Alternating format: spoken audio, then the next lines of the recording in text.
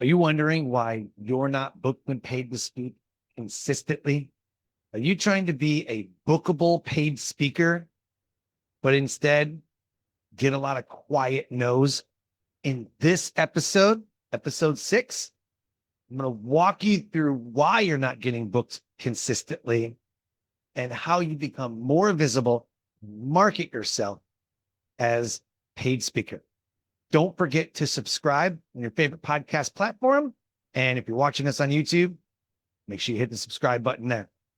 Most speakers struggle with booking any kind of speaking gig because they don't know where to look. They don't know what to say, where to look, how to find the gigs, what to do once they find the gig.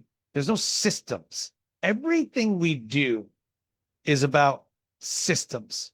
In my booked and paid speaker blueprint, it's one of the first steps that we work on. In the first month of the program, we go through and we set up every single system that you need. You want to get on podcasts as a guest? I'll show you how. You want to get booked and paid to speak? I'll show you how. You want to get in the media? I'll show you how. You want to be in articles? I'll show you how.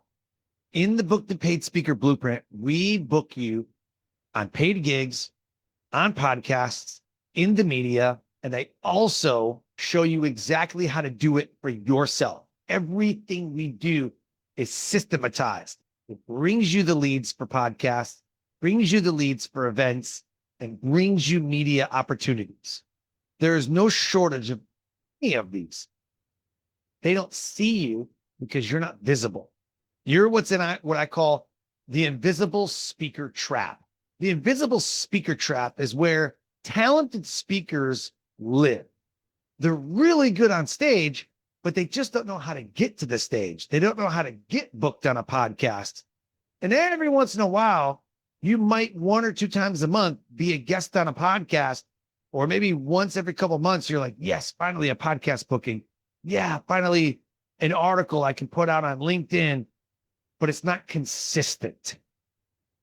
If you want to be booked and paid, you have to be consistent, which makes you a bookable speaker and booked and paid to speak consistently. Even the podcast episodes that you're on can net you up to $1,000. I have a speaker guide. It'll be in the show notes. The no BS, no fluff guide to getting booked to speak. When I'm on podcast talking about getting booked to speak, I put the guide in the show notes on that person's podcast, and I'll see sales start trickling in. I'll see guides getting bought every couple of days. And every time I'm on a podcast, more and more people hear what I have to say. They buy the guide, get the emails, come into my ecosystem because I'm being visible. You as a speaker are not a speaker full time. Unless you're a teacher who works 9 to 5 or 8 to 4 or 7 to 3, if you work an 8-hour job speaking, then cool. You're a full-time speaker. 99% of speakers are not. You speak 1 time a month, 2 times a month. You are what I call a marketer who markets their speaker business. If you're not good at marketing, you're not going to get on stage, not going to get the podcast. So let's dive in and let me help you position yourself as the expert in your niche. The first thing that you have to do is market your speaker business. You have to call it something. It could be your name. It could be a company name. Whatever it is, you have to let people know that you're a paid speaker. This comes well before a powerful keynote or a signature talk. First thing, if you go back to episode 1, episode 2, I talked about it. Lead with the problem that you solve. Are you a leadership speaker? Are you a business speaker? What type of speaker are you? Then once you figured that out, then you create that niche. Maybe you're a leadership speaker for C-suite. Maybe you're a leadership speaker for student council members. Maybe you're a leadership speaker for college. You have to define who you are as a speaker before you create the keynote, before you create that signature talk. It's so important to do this because your talk hinges on you in whatever category that you design. For me, I'm a certified master resilience speaker. So I need to talk about resilience, but I can't just say I'm a resilience speaker. Like, resilient what? I speak on building resilient leaders and organizations. So what I've essentially done is positioned myself as a resilient speaker and a leadership speaker. I talk on building resilient leaders and organizations. It's the name of my talk, and it's my most booked keynote. Building resilient leaders and organizations is what most companies are looking for, because we talk about turnover. We talk about being a place of destination, not resignation. And we talk a lot about what people can do inside the company for their company culture. People don't quit jobs that they love. They quit bad bosses. People don't get divorces from people that they're completely in love with. They divorce spouses that aren't working out for them. If the marriage isn't working out, if the job's not working out, if a friendship isn't working out, if your vehicle's not working, like, we get rid of things that no longer serve us. The same in the speaker world. You need a niche, you need a category, and you have to be known for something. You lead with the problem that you solve. That becomes what you're known for. If you solve a big enough problem, your fee will follow. If you solve a $10,000 problem, people will pay you accordingly. If you solve $100,000, if you solve $1 million problem, you get compensated accordingly. If you're stuck at the $1,000, $2,000 fee and you can't figure out how to get out of it, it's because you're not positioned correctly. You may look like $1,000 or $2,000 speaker. Maybe you need a couple more certifications. Maybe you need a degree. Maybe you need a TEDx talk. Maybe you need a book. Maybe you need a podcast. There's a lot that speakers need to be able to offer in order to match that fee. But you need to get really good at marketing. Unless you're on stage a couple hours a day, every single day, you essentially are a marketer who markets their speaker business. Visibility begets visibility. You have to. It is not negotiable. You have to make sure that you are visible on podcasts, on social media, in the radio, or on the radio, in the news, wherever you can. Write a LinkedIn article. Blogs are what they are. They have a purpose, but is anybody really reading a blog? What's most important right now? Video is most important right now. So maybe you have a video series that comes out, but you have to educate your audience. So who is your audience? Are they students? Are they companies? Are they associations? Or are they people who are suffering from the problem that you solve? If so, then you need to find out the gatekeeper. If I'm a speaker and I'm a youth speaker, who's the gatekeeper for the youth? Their parents, the schools, school board, superintendents, youth groups. If I'm a corporate speaker to HR, let's say I'm an HR speaker and I talk about building culture within the HR, who do you think is the gatekeeper? Probably the director of HR, maybe even a little bit higher, and maybe it's the COO, maybe it's the CEO, maybe it's a VP of marketing, maybe it's a VP of human relations. Who knows? You need to figure out who the gatekeepers are so that you can locate them quickly, get into their ecosystem, friend them on LinkedIn. If you're not on LinkedIn as a speaker, you are way behind the power curve. If your social platforms don't say keynote speaker, professional speaker, you're way behind. These are the things that we work on inside of my Booked and Paid Speaker Blueprint. We set up all the systems. We go through all of your social profiles and we optimize everything. So make sure that there is no ifs, ands, or buts, no confusion that you're a paid speaker. So how do you position yourself? Positioning is everything. I define positioning as the value that you deliver and the marketplace sees it. So let me say it a different way. Positioning is how the market receives and perceives the value that you deliver. If the marketplace doesn't see you as a $5,000 speaker, nothing you do is going to ensure that you're seen as a $5,000 speaker. The market has spoken, and the market is always right. I would love to have a $20,000 gig. Market's probably not going to see me as a $20,000 speaker. I've never built a multi-million-dollar company. I'm not an athlete. I'm not a celebrity. I'm not an actor. What have I done that warrants a $20,000 speaking? I already know that maybe I get lucky one time. Maybe somebody sees my speaking style and they'll go, wow, you're really good. Your speaker fee's got to be like 12 or 15K. And I'm going to go, yeah, I'm going to agree. Does it mean that I'm going to get that fee? No. Am I worth it? I think so.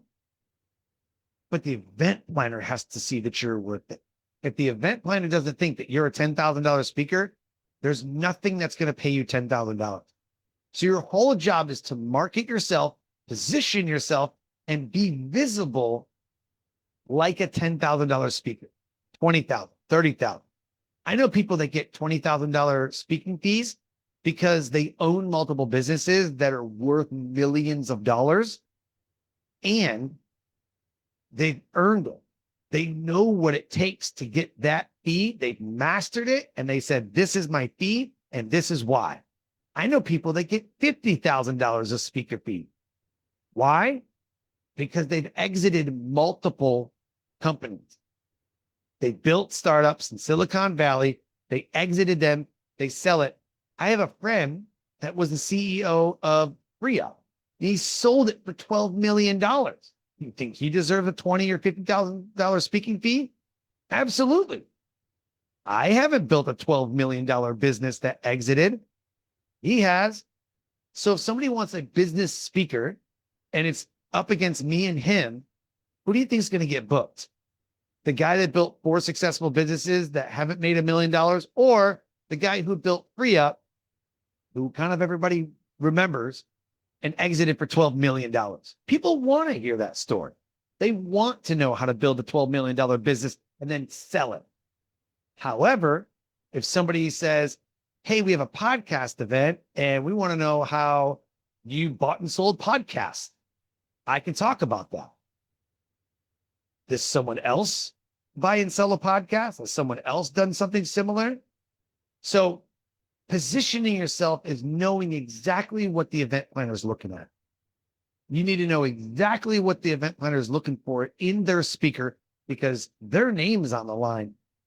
And if they book the wrong speaker, their job might be in jeopardy.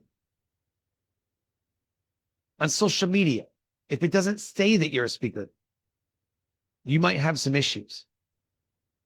I was talking with an event planner and I said, well, maybe you take a look at this person. They're a pretty good speaker. They came back and said, nowhere does it say that they're a speaker on social media.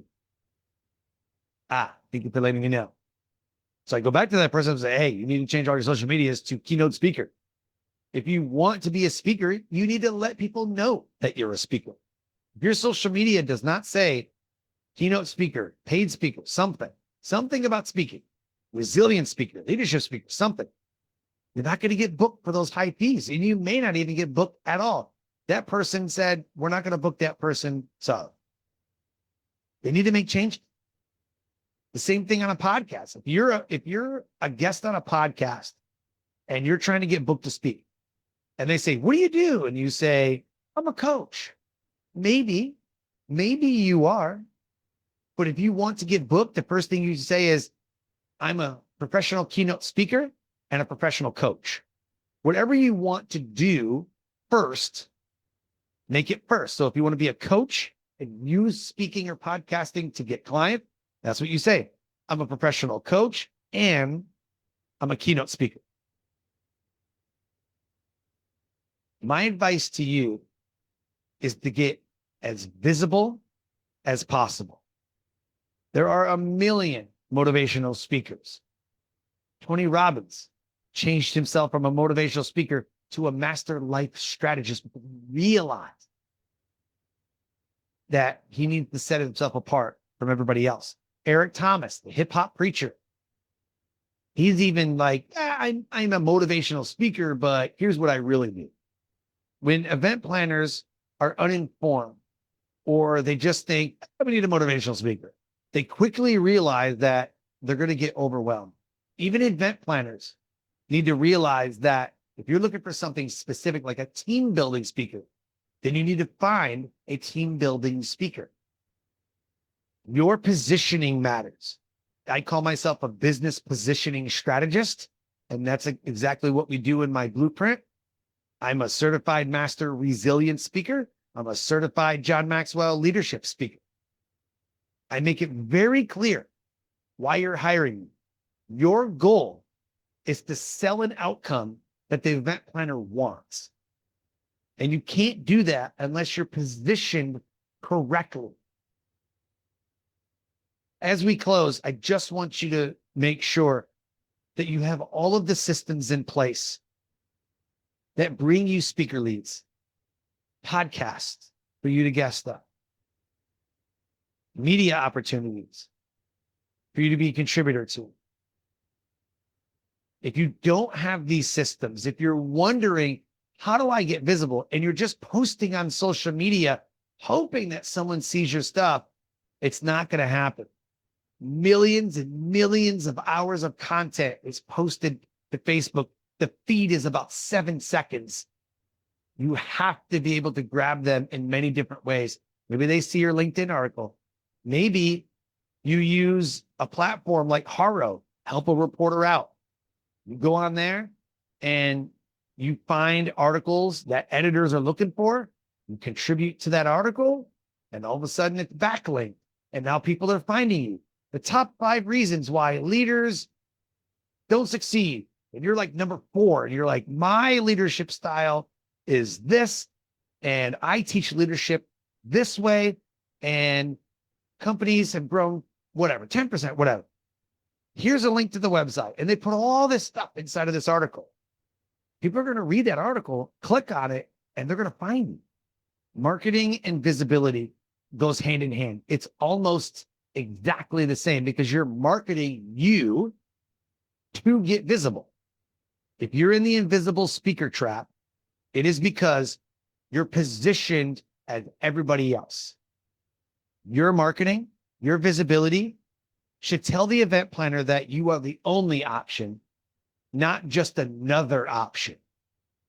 If you want to be the only option, if you want to be the safest option, if you want to be top of mind, then you need to be positioned that way and you need to market yourself that way. I have what I call a conversational keynote experience. I tell the event planner it's exactly what you're buying. I trademarked it, conversational keynote experience. They'll say, what is that? I'm like, I'm glad you asked. I go into what it is, and they said, I want that. I'm selling them on the conversational keynote experience. I'm selling them not only as me as a speaker, but everything that they get inside of that experience. I'm selling the package. I make myself the only option, not another option or an interesting option. Oh, that's an interesting option. Okay, well, add it to our list. I don't want to be on a list. I want an event planner to look at me and go, that's who we need right there. As soon as they get on a call with me, I know I've done a good job. I got a speaking gig through email. Somebody emailed me, this is what we're looking for. I emailed back, this is what I can do for you. They said, send me the invoice and contract. I had no calls with them. We only talked through email for about a half a day, and they made a decision. We want you. Here's our budget. This is what we're doing. Sent them the contract, sent them the W-9. I sent them the invoice. And I got the gig because I made myself the only option. In the next few episodes, we're going to continue on with marketing and visibility.